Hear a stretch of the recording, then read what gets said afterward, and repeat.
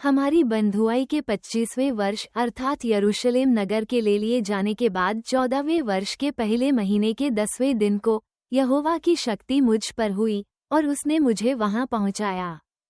अपने दर्शनों में परमेश्वर ने मुझे इस्राएल के देश में पहुंचाया और वहां एक बहुत ऊंचे पहाड़ पर खड़ा किया, जिस पर दक्षिण ओर मानो किसी नगर का आकार था।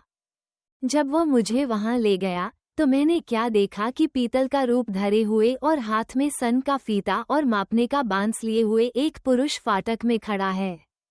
उस पुरुष ने मुझसे कहा, हे मनुष्य के संतान, अपनी आंखों से देख और अपने कानों से सुन, और जो कुछ मैं तुझे दिखाऊंगा उस सब पर ध्यान दे, क्योंकि तू इसलिए यहाँ पहुँचाया गया है कि मैं तुझे ये बातें दिखाऊं, और जो कुछ तू देखे वो इस्राएल के घराने को बताए।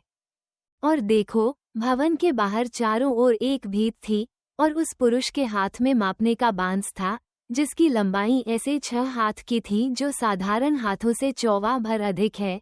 सो उसने भीत की मोटाई मापकर बांस भर की पाई, फिर उसकी ऊंचाई भी मापकर बांस भर की पाई।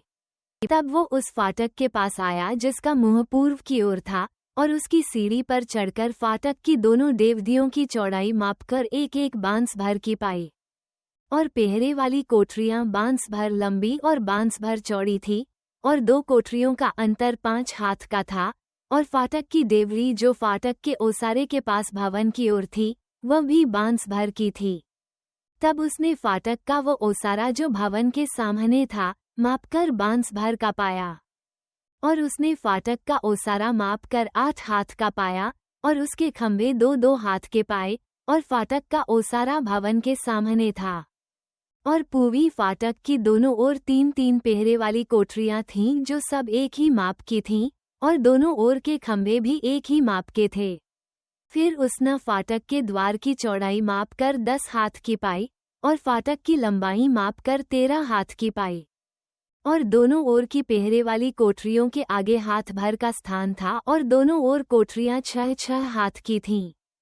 फिर उसने फाटक को एक ओर की पहरे वाली कोठरी की छत से लेकर दूसरी ओर की पहरे वाली कोठरी की छत तक मापकर 25 हाथ की दूरी पाई, और द्वार आमने सामने थे। फिर उसने 60 हाथ के खंभे मापे, और आंगन फाटक के आसपास खंभों तक था। और फाटक के बाहरी द्वार के आगे से लेकर उसके भीतरी ओसारे के आगे तक 50 हाथ का अंतर था। और पहरे वाली कोठरियों में और फाटक के भीतर चारों ओर कोठरियों के बीच के खंभे के बीच बीच में झिलमिलीदार खिड़कियां थीं, और खंभों के ओसारे में भी वैसी ही थी, और फाटक के भीतर के चारों ओर खिड़कियां थीं, और हर एक खंभे पर खजूर के पेड़ खुदे हुए थे। तब वह मुझे बाहरी आंगन में ले गया, और उस आंगन के चारों ओर कोठरियां थीं, और एक फर्श बना हुआ था, जिस पर 30 कोठरियां बनी थीं। और यह फर्श अर्थात निचला फर्श फाटकों से लगा हुआ था और उनकी लंबाई के अनुसार था। फिर उसने निचले फाटक के आगे से लेकर भीतरी आंगन के बाहर के आगे तक मापकर 100 हाथ पाए, वो पूर्व और उत्तर दोनों ओर ऐसा ही था। तब बाहरी आंगन के उत्तरमुखी फाटक की लंबाई और चौड़ाई उसने मापी, और उसकी दोनों ओर 3-3 पहरे वाली कोठरियां थीं, और इसके भी खंभों के ओसारे की माप पहले फाटक के अनुसार थी। इसकी लंबाई 50 और चौड़ाई 25 हाथ की थी। और इसकी भी खिड़कियों और खंभों के ओसारे और खजूरों की माप पूर्वमुखी फाटक की सी थी, और इस पर चढ़ने को 7 सीढ़ियां थीं, और उनके सामने इसका ओसारा था। और भीतरी आंगन की उत्तर और पूर्व और दूसरे फाटकों के सामने फाटक थे, और उसने फाटकों की दूरी माप कर 100 हाथ की पाई। फिर वह मुझे दक्षिण ओर ले गया, और दक्षिण ओर एक फाटक था, और उसने इसके खंभे और खंभों का ओसारा मापकर इनकी वैसी ही माप पाई। और उन खिड़कियों की नाई इसके और इसके खंभों के ओसारों के चारों ओर भी खिड़कियां थीं। इसकी भी लंबाई 50 और चौड़ाई 25 हाथ की थी। और इसमें भी चढ़ने के लिए 7 सीढ़ियां थीं, और उनके सामने खंभों का ओसारा था, और उसके दोनों ओर के खंभों पर खजूर के पेड़ खुदे हुए थे। और दक्षिण ओर भी भीतरी आंगन का एक फाटक था, और उसने दक्षिण ओर के दोनों फाटकों की दूरी माप कर 100 हाथ की पाई। तब वो दक्षिणी फाटक से होकर मुझे भीतरी आंगन में ले गया, और उसने दक्षिणी फाटक को माप कर वैसा ही पाया।